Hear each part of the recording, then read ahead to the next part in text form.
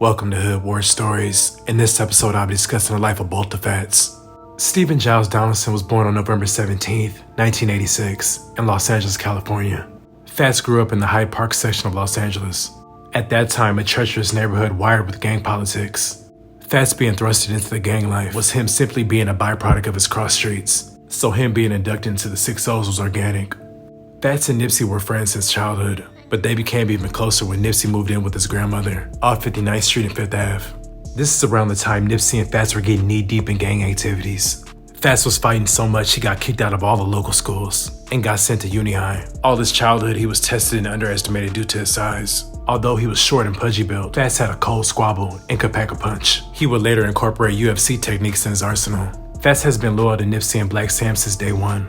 In the mid-2000s, when Nipsey began pushing his music, Fats was in the street handing out Nipsey's business cards. On various occasions, Nipsey and Fats would be out of state running money plays. One time they were in Vegas hustling. While they were there, they encountered statical gain transplants, as well as issues with the police. They decided to cut their losses and drive back to LA.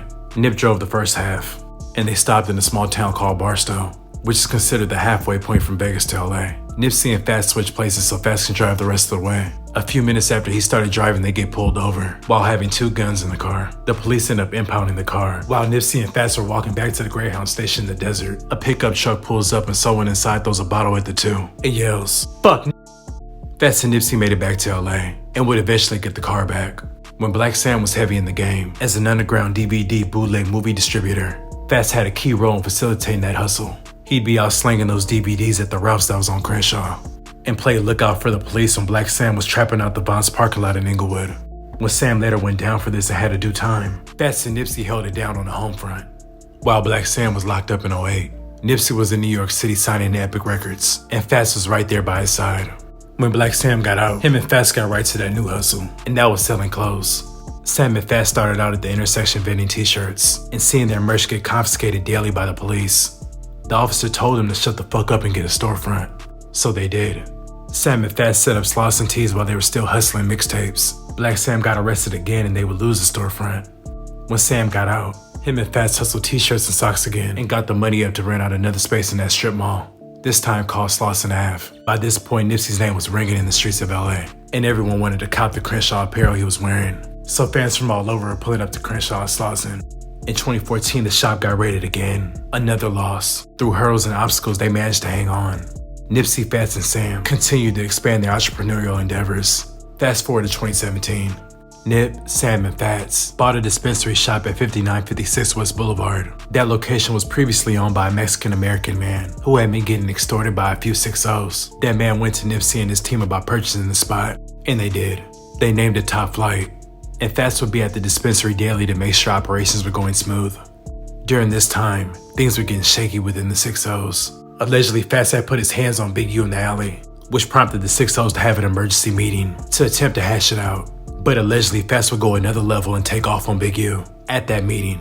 In the meanwhile, the same 6 O's that were extorting that previous owner tried to run the same play on Fats, but Fats pushed back and told him to get the hell on. Shortly after that, another member got out of bounds, causing Fats to send him to the hospital. Then someone within the 6 O's came to infiltrate what they had going on inside the dispensary. They were able to get the in by allegedly selling Fats grade A weed for a dirt cheap price under the table. Through that, the 6 O member allegedly was able to scope out the inside and get further intel at how they were running things. Then on September 29th, 2017, at around 10:45 p.m., Fats allegedly got a call from that 6 O member to come outside that he allegedly had some more work for him. When Fats got out front, he saw the car he recognized and started walking to the corner. As he inched up, shots from the light-colored sedan let off. Fats was struck multiple times and ran back inside the dispensary where he collapsed. He was pronounced dead at the scene at 11:10 p.m. He was 30 years old. Fats was laid to rest at the Inglewood Cemetery.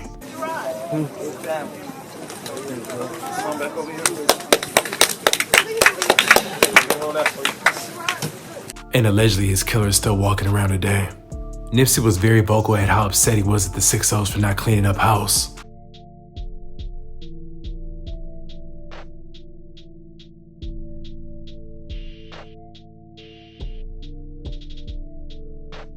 Nipsey would later open up another business in the strip mall named Steve's Barbershop in honor of Fats. Fats' death hit Nipsey extremely hard, at a time in his life and career were trending upward toward the release of his highly anticipated debut album Victory Lap. Nipsey would commemorate Fats on Racks in the Middle.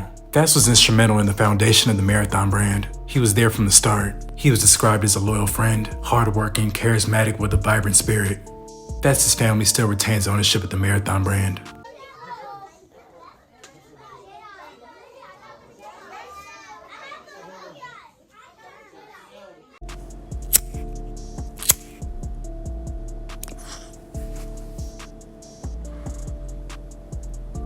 I'd like to thank you guys for watching. Please like, comment, and subscribe.